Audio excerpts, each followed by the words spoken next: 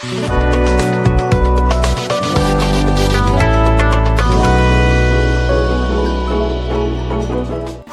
वालेकुम नाज़रीन, मैं हूँ अनवर असद चतराली। आप देख रहे हैं ट्रियो टीवी। नाज़रीन, आज एक बहुत ही खूबसूरत प्रोग्राम और मुनफरिद प्रोग्राम लेकर आपकी खिदमत में हाजिर हूँ। और ये प्रोग्राम का मकसद ये नॉर्थ का जो एरिया है, नॉर्दर्न एरिया, चतराल बशमूल गिलगित बल्तिस्तान और साथ पाकिस्तान के दिगर शहरों और दिगर शहरों में रहने वाले मुलाजिमत पेशा लोगों से मुतल्लिक़ ये बातें हैं। और इस बात को मैं यूं ही बयान कर सकता हूं कि हम साफी लोग जब भी किसी चीज़ के ऊपर तबसरा करते हैं या किसी का इंटरव्यूज करते हैं तो हमारा हमेशा तनकीदाना अंदाज अपनाते हैं और हम तनकीद के जद में लाते हैं और हम किसी की तारीफ नहीं करते। और ये हमारा प्रोफेशन का हिस्सा है। बहुत कम मौका ऐसा होता है जिससे हम इंस्पायर होके किसी का तारुफ या तारीफ हम करते हैं। और फिर इस तारीफ के पीछे लॉजिक भी होते हैं और हकाइक भी होते हैं। मैं आज एक ऐसा काम जिससे मुंसलिक लोगों का मैं तारीफ के बगैर नहीं रह सकता, क्योंकि मुझे एक बहुत ही खूबसूरत प्रोग्राम में जाने का मौका मिला और उस प्रोग्राम को बनफ्स नफीस में खुद देखा। और वो एक हाउसिंग सोसाइटी और उसके अंदर चतराल एसोसिएट वालों की तरफ से ये प्रोग्राम ऑर्गेनाइज किया गया था। और इस प्रोग्राम के अंदर खूबसूरती ये था कि हमारी माशरती जो हम आहंगी है उसको फ़रोग़ देने के लिए बहुत से हमाजहत इक़दाम उठाकर बहुत सारे गिलगित बल्तिस्तान और चतराल की कम्युनिटी को इकट्ठा किया गया इस्लामाबाद के अंदर।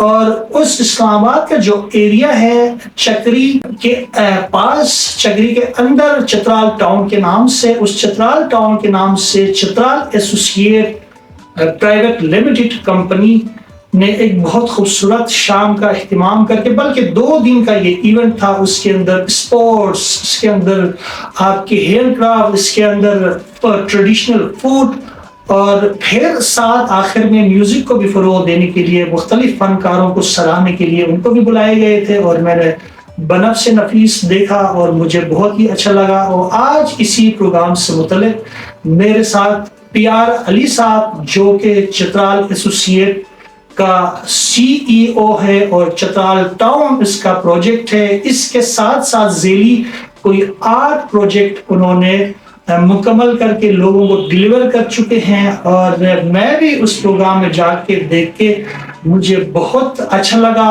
और PR अली साहब सुल्तान बिन सुल्तान रियल्टर का भी CEO है और आज मेरे साथ निशस्त में मौजूद है। मैं चतराल टाउन और उसकी जो काविश है, इसके साथ अपकमिंग जो प्रोजेक्ट आने वाला है, और वो तनख्वाहदार और मुतवसत तबके के लिए बहुत ही बड़ी मतलब एक समझो कि इनाम है, जो कि हर फर्द का एक ख्वाब होता है कि अपना छत, अपना जो मकान किसी को नसीब हो। और वो तभी मुमकिन हो सकता है कि वो आपके रेंज में, आपके बसात में हो।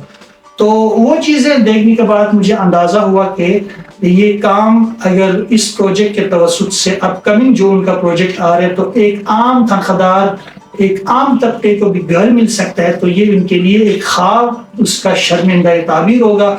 मैं PR अली साहब, जो कि हमारे बहुत ही प्यारे भाई है, दोस्त है, उसके साथ बैठा हूँ और मैं उससे पूछूंगा। अस्सलाम वालेकुम। वालेकुम सलाम। अली भाई, क्या हाल चाल है? खैरियत से हैं? शुक्र शुक्र। अली भाई, एक तो आपसे ये पूछूंगा, चतराल टाउन के हवाले से बताइए, और आज जो खूबसूरत इवेंट आप लोगों ने ऑर्गेनाइज किया, क्या क्या सेगमेंट थे और इसका मकसद क्या था, और इस मकसद से जुड़ी हुई जो अपकमिंग आप लोगों का क्या इरादे है? सबसे पहले तो मैंने भैया का बहुत शुक्रिया आपके प्यारे अल्फाज के लिए, आपके मोहब्बत के लिए, आप इतने दूर से तशरीफ लाए। ये जो आज का प्रोग्राम है हमारा, इसके 2 सेगमेंट्स थे, बड़े 2 हिस्से थे। एक फन वाला का हिस्सा था इसमें, और उसके अलावा दूसरा जो इसमें हिस्सा था वो मैं जनरल बॉडी मीटिंग का था।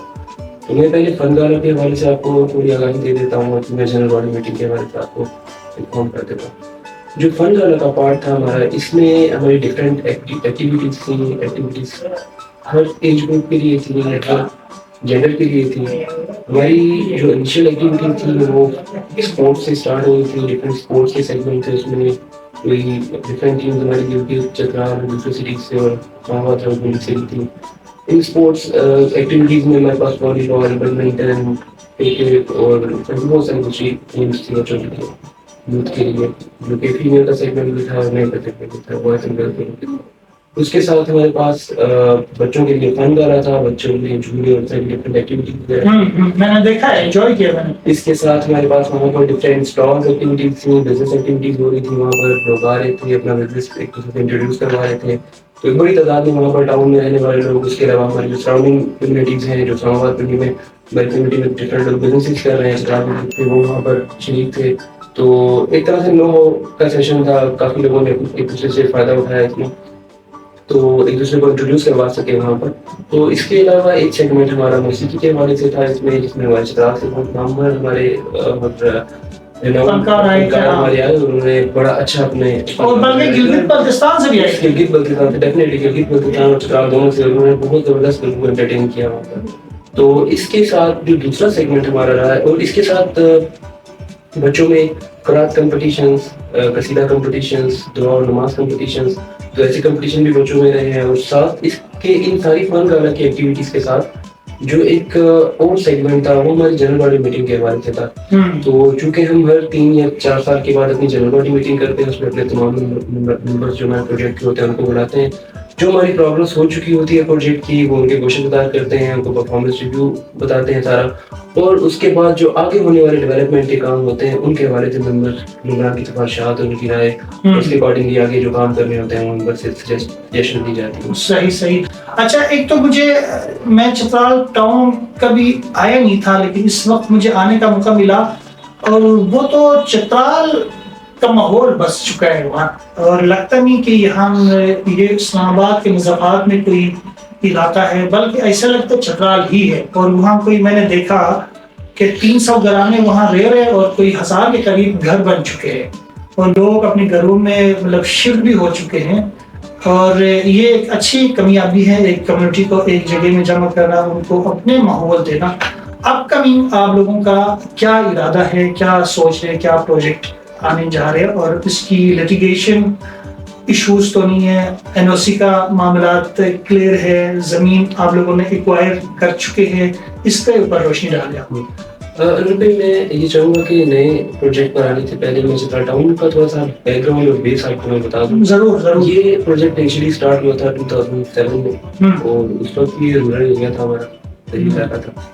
تو مجھے اچھی طرح یاد ہے جب فرسٹ ٹائم میں ابو کے ساتھ کیا، میں اس وقت یونیورسٹی میں بھی اسٹارٹ ہوئی تھی. میں جب ابو کے ساتھ وزٹ کیا میں نے وہاں پر، تو چونکہ میں گیا تھا یہ اسلام آباد ایریا سے یونیورسٹی کی طرف سے میں وہاں گیا تھا، اور آلموسٹ 2-2.5 گھنٹے میں وہاں پہنچا تھا. تو میرا وہاں پہنچتے ہی پہلا سوال یہ تھا کہ ہمیں کون انسان ہے. صحیح بات. تو اس وقت انہوں نے مجھے کہا تھا کہ بیٹا یہ وقت بتائے گا. ہاں، وقت بتائے گا. کیونکہ وہ چیزیں جو ہم نہیں دیکھ سکتے تھے یا ہم نہیں سمجھ رہے تھے اس وقت، وہ چیزیں وہ ساری آپ کے والد صاحب دیکھ رہے تھے. ہاں، ڈیفینیٹلی وہ پلان کر رہے تھے. تو آج وہ راستہ جو 2.5 گھنٹے کی مسافت پر تھا، سمجھ کے شہر پھیل گیا ہے، اور فیسلٹیز وہاں پر بہت ساری آ چکی ہیں، ڈیولپمنٹس بہت ساری ہو چکی ہیں، جو پرائیویٹ پروجیکٹس بہت سارے آ چکے ہیں. اس کے علاوہ گورنمنٹ کی بہت بڑی انویسٹمنٹس وہاں پر آ چکی ہیں، جیسے کہ رنگ روڈ کی شکل میں. رنگ روڈ اس وقت دونوں طرف سے چترال ٹاؤن کے ساتھ اٹیچ کر رہا ہے. اس کے علاوہ ایئرپورٹ وہاں پر موو کر چکا ہے، چکی روڈ کی وائڈنگ ہو چکی ہے، مرچا روڈ آپ کا تیار ہو چکا ہے، اسلام آباد سے اس کو کنیکشن مل چکا ہے. تو ایک بہت بڑے، اور اس کے علاوہ چترال ٹاؤن سے آلموسٹ 50-60 کلومیٹر دور تک ایک بہت بڑے پروجیکٹس پرائیویٹ کیپیسٹی میں بھی وہاں پر اسٹارٹ ہو چکے ہیں. تو یہ تو اس پروجیکٹ کی جو ہے وہ پوزیشن تھی.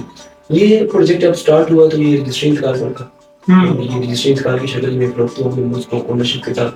اس پروجیکٹ کا جو ویژن تھا ابو کا، یا یہ جو کمیونٹی پروجیکٹس اس کے علاوہ بھی ہمارے جو پروجیکٹس تھے، تو ان کا جو مین ویژن تھا وہ یہ تھا کہ ہماری کمیونٹی میں گلگت بلتستان چترال میں کوئی بھی ممبر اگر وہاں سے اسلام آباد پنڈی کی طرف موو کرتا ہے یا پلان کرتا ہے موو کرنے کا، تو اس کے پاس اپنی ایک سیکیور اسپیس موجود ہو، اس کے پاس ایک سیکنڈ ہوم موجود ہو یہاں پر.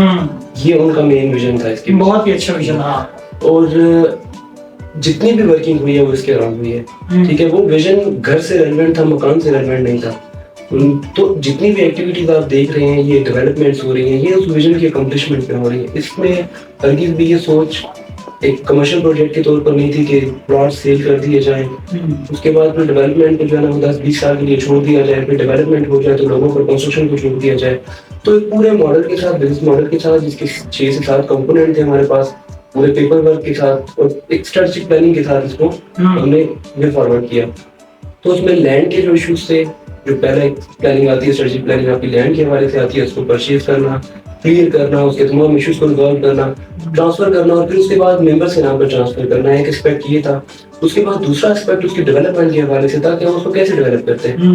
آپ ڈیولپمنٹ اگر سٹیز میں کسی کمیونٹی کے لیے کر رہے ہیں تو وہ شاید بہت آسان ہوتا ہے. آپ ڈیولپمنٹ کے آئٹمس کا ایک کلب بناتے ہیں اور آپ ممبر سے کہتے ہیں یہ ڈیولپمنٹ چارجز ہیں اور آپ دے دیں.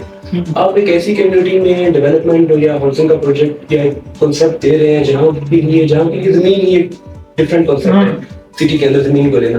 تو وہاں ڈیولپمنٹ کو کیسے اسٹیجز میں لے کے جانا تھا, کیسے پلاننگ سے لے کے جانا تھا, آئٹم وائز لے کر جانا تھا, وہ پوری پلاننگ کے تحت. یہ آپ کو دیکھ رہے ہوں گے بھی پروجیکٹ میں آپ نے صبح دیکھا ہوگا کہ جو پلاننگ جو ڈیولپمنٹ چترال ٹاؤن میں ہوئی ہے اس کے ساتھ بہت بڑی بڑی کیپیسٹی کے پروجیکٹس ہیں, اربوں مالیت کے پروجیکٹس ہیں, مگر وہاں پر یہ ڈیولپمنٹ نہیں ہو سکتی.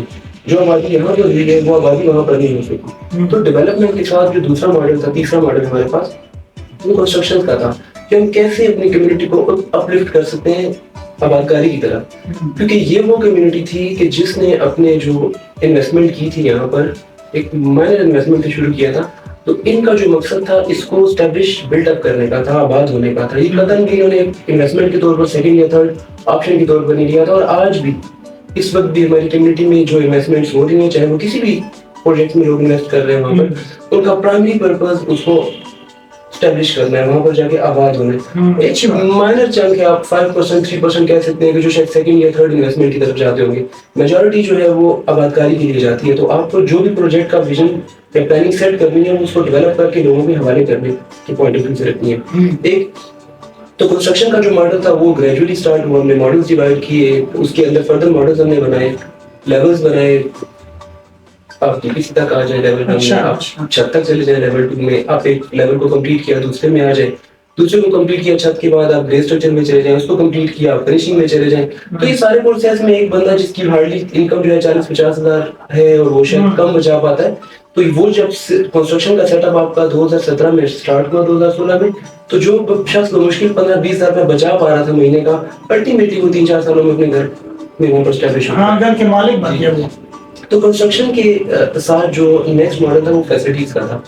تو اس کے ساتھ ہمیں 4th نمبر پہ کامن فیسلٹیز کا پلان چاہیے ہوتا ہے, جس میں ہمارے پاس پروجیکٹ میں مسجد ہے, جمعہ خانہ ہے, اسکول ہے, ہیلتھ سینٹرز ہیں, آپ کے پاس دوسری کافی ساری چیزیں کامن فیسلٹی, اسپورٹس کمپلیکس ہیں, میدان ہے, اس طرح کی چیزیں کافی ساری چیزیں آپ کے پاس آ جاتی ہیں جو اسپورٹس فیسلٹیز مل جاتی ہیں, اسپورٹ فیسلٹی, کامن فیسلٹی جن کو ہم کہتے ہیں. اچھا علی بھائی, ایک تو مجھے یہ بتائے, میں نے خود یہ چیز آبزرو کی ہے کہ چترال کی بلوچستان کے مختلف لوگوں نے بھی یہاں ہاؤسنگ سوسائٹیز بنائے ہیں اور لوگ اس پہ انویسٹمنٹ کر, لیکن ان میں بہت سارے متاثرین مجھ سے بھی رابطہ کیا کہ نہ زمین کا پتہ, نہ کوئی پروجیکٹ مطلب وہاں ڈیولپمنٹ ہوا ہے. تو ہم بڑے گومگو کا شکار ہیں اور آپ صحافی ہو, ہمارا سنوائی کریں. تو میرے پاس بہت سارے لوگوں کی اس طرح کال آتے رہے. تو میرے خیال میں آپ لوگوں نے جو جس طرح سے کام کی ہے, ڈیلیور کی ہے, لوگوں کا اعتماد بڑھ چکا ہے. اور یہ میرے خیال میں صرف ہاؤسنگ سوسائٹی نام رکھ کے اور لوگوں سے بکنگ لینا ہی کافی نہیں, بلکہ کام بھی کر کے دکھانا ہے. آپ لوگوں نے کیا ایسا اسٹریٹجی اختیار کیا جس سے لوگوں کی اعتماد بھی بڑھی اور آپ لوگوں کے ساتھ ابھی تک برقرار ہے اور اس کو مزید آگے لے کے جا رہے ہیں آپ لوگ؟ کافی سارے عوامل جو ہے نا ان کا عمل کرتے ہیں. جیسے اس وقت اگر میں بات کروں تو ٹوٹل اس وقت اسلام آباد منڈی میں جو ہمارے چترال ڈسٹرکٹ سے ڈفرینٹ پروجیکٹس چل رہے ہیں 43 ہیں. 43 پروجیکٹس اس وقت چل رہے ہیں مختلف لوگوں کے ہمارے, اور ان میں سے 9 پروجیکٹس جو ہیں وہ چترال ایسوسیٹس کے. ان میں سے ایک بن سلطان ریٹرس کا بھی ہے سلطنت کے نام سے. 9 پروجیکٹس تو یہ ہیں, اور یہ الحمدللہ سارے پروجیکٹ سیٹل اور ایک سیکیور پروجیکٹس ہیں. اس کے علاوہ کچھ 2 کوآپریٹو سوسائٹی میں جو ورکنگ کر رہی ہیں یہاں پر, اور ایک اور پرائیویٹ پروجیکٹ ہے جو کہ کام کر رہے ہیں. اچھا, جی باقی 43 میں سے آپ یہ 12 نکال دیں, اور باقی کاغذوں کی حد تک یا فائل بیچے ہیں. اچھا میں یہ سمجھتا ہوں کہ اس میں شاید جو بھی پروجیکٹ کا جو اسٹارٹ لینے والے لوگ ہیں ان کی شاید کوئی بدنیتی شامل نہیں ہوگی، لیکن اپنے تئیں انہوں نے کوشش کی ہوگی کچھ ڈیولپ کرنے کی یا کچھ بنانے کی یا کچھ ڈلیور کرنے کی. لیکن یہ فیلڈ ایسی ہے کہ اس میں جب تک آپ کے پاس ایکسپیرینس نہیں ہے، ایک واسٹ ایکسپیرینس نہیں ہے، اور ایکسپیرینس صرف زمین کی خریداری کا یا زمین کو بیچنے کا نہیں، سیلز کریں. یہ میں نے آپ کو بتائی پیچھے پوری ایک ملٹی ڈائمینشنل جو ہے فیلڈ ہے، اس کے اندر آپ کو بہت سارے فیکٹرز کو دیکھنا ہوتا ہے. تو علم کی کمی، ٹھیک ہے، ریلیونٹ جو چیزیں ہوتی ہیں پھر فیوچر فورکاسٹ نہیں کر سکتے، مارکیٹ کا انڈرسٹینڈنگ نہیں ہوتی ہے. میں نے ایسا ہوتا ہے کہ ہمارے لوگ لے رہے ہیں زمینیں لے رہے ہیں سیٹلمنٹ کے لیے، انویسٹمنٹ بہت کم لوگوں کی پارٹی ہے وہاں پر. تو یہ ساری چیزیں جو ہے نا مارکیٹ کو انڈرسٹینڈ نہیں کر پاتے ہم، پھر یہ الٹیمیٹلی جو ہے نا وہ پروجیکٹ فلاپ ہو جاتے ہیں، پروجیکٹ ڈیولپ نہیں ہوتا کیونکہ ہمارے پاس وہ کنسلٹنسی وہ اسکلز وہ چیزیں ہوتی نہیں ہیں. جب وہ چیزیں نہیں ہوتی ہیں تو پروجیکٹ ڈیڈ ہو جاتا ہے. اور الٹیمیٹلی آپ کی کمیونٹی کا پیسہ، میں آپ کو ایسے اگر یہ سمجھاؤں کہ ایک پروجیکٹ کے اندر کوئی بھی ایک نارمل پروجیکٹ بھی اسٹارٹ آج ہی اسٹارٹ کر لیں پروجیکٹ اپنا کہیں پر بھی اسپتال کی کسی بھی مطلب 4-5 پلاٹ تو آرام سے نکل جائیں گے. ٹرسٹ پر کوئی بھی شروع کر دے. فار ایگزامپل میرا کوئی بیک گراؤنڈ نہیں ہے، کچھ بھی نہیں، میں نے کہیں بھی ایک پروجیکٹ اسٹارٹ کر دیا، میرے دوست ہیں رشتے دار ہیں کچھ ہیں، ان کے دوست ہیں رشتے دار ہیں، پھر ان کے دوست ہیں رشتے دار ہیں، 400-500 پلاٹ تو آپ سال 2 سال 3 سال یا 5 سال میں بیچ ہی لو گے. پھر تو بیچنے کا عمل ہو گیا. لیکن اب جب بات آئے کہ مجھے زمین کو ڈیولپ کرنے کی، اس پر پوری ایک اسٹریٹجی بنانے کی، لوگوں کو سہولیات دینے کی، میں گیا تو پھر جو بھی وہ بندہ ہو گیا بس وہ تو پھر وہ نہیں کر پائے گا. اچھا تو یہ چیزیں جو ہے نا، تو اب آپ اتنا ایک پروجیکٹ کسی بھی جگہ پر آپ ابھی جس ایج میں یہ پروجیکٹ اسٹارٹ ہوا ہے 4-5 لاکھ تک نارمل سی پرائز ہوتی ہے. ایک فالتو پلاٹ کی بھی 4-5 لاکھ پرائز تو رکھ ہی سکتے ہیں آپ وہاں پر. اس سے مہنگے بھی ہوں گے، 10-12 لاکھ 15 لاکھ کی مارکیٹ ہوگی 5 منٹ کی وہاں پر. تو اگر 400-500 پلاٹ کسی جگہ پر آپ نے 5 لاکھ مارکیٹ کے بیچے تو یہ بات تو کروڑوں میں. اور وہ پروجیکٹس اگر 31 سے ملٹیپلائی ہو جاتے ہیں تو پھر بات اربوں میں.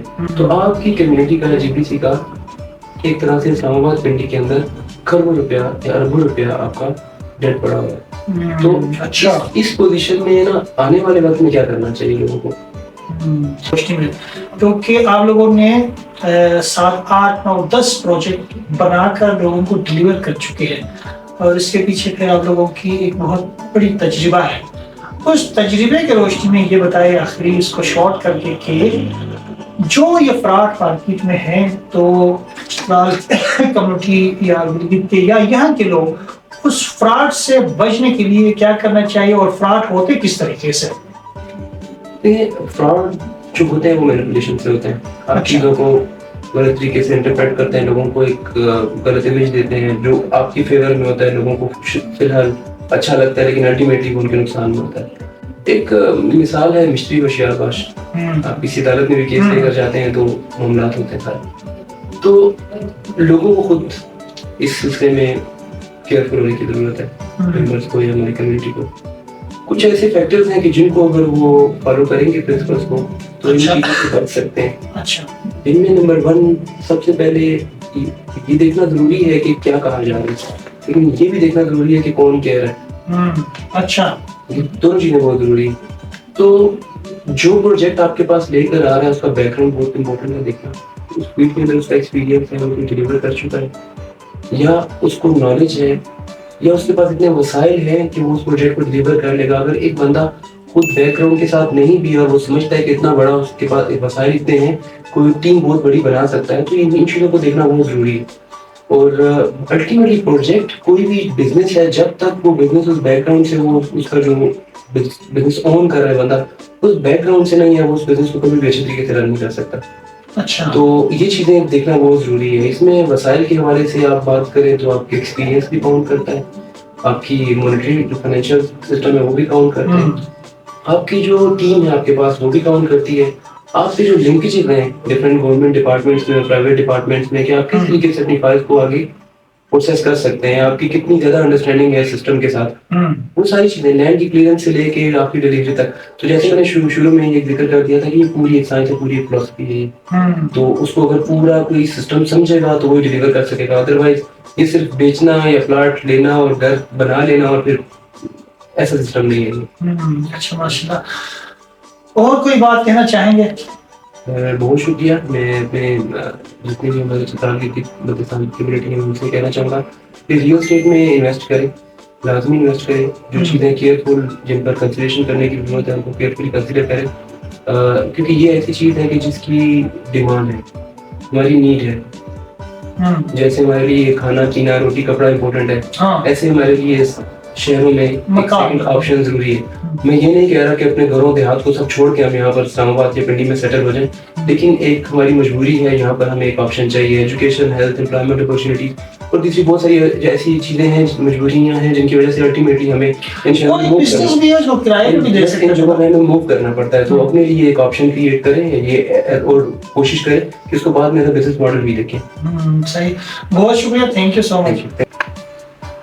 جی ناظرین, آج چترال ایسوسیٹ کا CEO PR علی صاحب, جو کہ ایک اور ادارے کو بھی ہیڈ کرتا ہے بن سلطان کے نام سے, بن سلطان ریئلٹر کے نام سے کمپنی اس کو بھی ہیڈ کرتا ہے, اور آج اس کے ساتھ یہ ساری گفتگو کرنے کا مقصد یہ تھا کہ جو لوگ اپنے گھر کا خواب دیکھ رہے اور وہ شرمندہ تعبیر ہو سکے, ایک عام آدمی بھی گھر لے سکے, خاص کر کے بالخصوص چترال اور بلوچستان, اور اپ کمنگ جو پروجیکٹ سلطنت کے نام سے آ رہے, اس سے یہاں کے لوگ بھی مستفیض ہو سکتے ہیں.